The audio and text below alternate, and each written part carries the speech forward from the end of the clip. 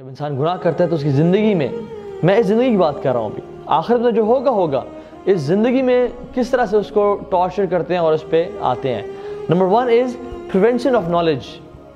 اس بندے سے نالج دور کر لیا جاتا ہے، اس کے پاس علم اسے ہٹا لیا جاتا ہے، کیونکہ آتا ہے امام شافعی نے امام وقی سے اپنے استاد سے کہا کہ اے استاد میں دیکھتا ہوں کہ میرے سے نالج جا رہا ہے بیکاز آف مائی سنز، اور ان کے سنز سبحان اللہ کیا تھے میں آپ کو بتاتا ہوں سبحان اللہ۔ امام وقی کہتے ہیں اپنے شاگرد امام شافعی سے کہ العلم نور اللہ لا یعطی لعاصی، knowledge is the light of اللہ سبحانہ وتعالیٰ، اور اللہ تعالیٰ اپنا یہ نور کبھی کسی گناہ گار کو نہیں دیتا۔ اسی طرح سے امام مالک جو کہ امام شافعی کے استاد ہیں، انہوں نے امام شافعی کا جو فوٹوجینک میموری اور ٹیلنٹ دیکھا نا، تو کہا کہ میرے بیٹے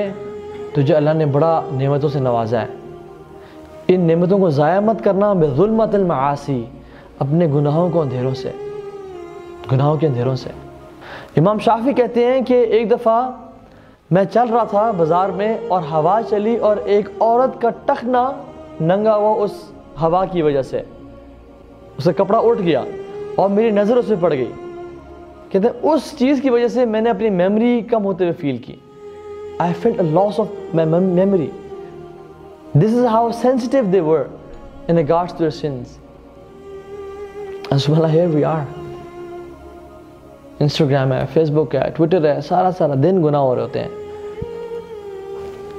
لوگوں کے ساتھ زیادتی ہے، ماں باپ کی نافرمانی ہے۔ We sin day in day out and we never complain and we never think کہ یار جو میرے ساتھ ہو رہا ہے یہ میرے گناہوں کی وجہ سے۔ اس بندے سے رزق تنگ کر لے، اس کی زندگی میں نا اللہ تعالیٰ رزق چھین لیتے ہیں، اور رزق صرف کیش نہیں ہے، کیش بھی ہے لیکن صحت بھی رزق ہے، وقت میں برکت بھی رزق ہے، اچھے ماں باپ بھی رزق ہے، اچھی اولاد بھی رزق ہے۔ تو یہ چیز اللہ تعالیٰ کم کر دیتے ہیں، اس پہ دنیا ٹائٹ کر دیتے ہیں۔ جو رزق اللہ رب العالمین نے ہمارے لیے لکھا ہوا ہے وہ ہمیں مل کے رہے گا، لیکن جو لکھا ہوا رزق ہے اس میں یہ بھی لکھا ہوا ہے کہ اگر ایک انسان نیکی کرے گا تو اس کا رزق بڑھ جائے گا، اور اگر یہ گناہ کرے گا تو اس کی بعد کی زندگی ٹائٹ ہو جائے گی۔ ٹھیک ہے، اللہ کے نبی نے انسٹرکشن دی ہمیں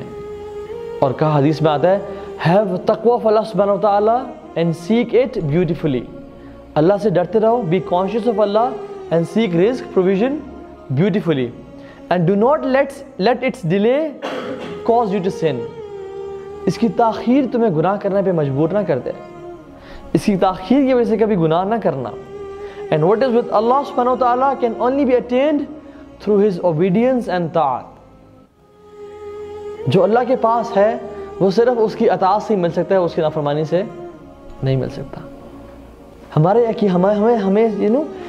we have some fault in تقدیر and توکل اللہ سبحانہ wa ta'ala، کہ یہ جو چیز ملنی ہے مجھے وہ مل کی رہنی ہے مجھے، چاہے میں بس ایفرٹ کرنا میرا کام، لیکن حرام وے سے اس کو لینا this is not my job۔ So sons جو ہے وہ کیا کرتے ہیں، رزق کو روک دیتے ہیں۔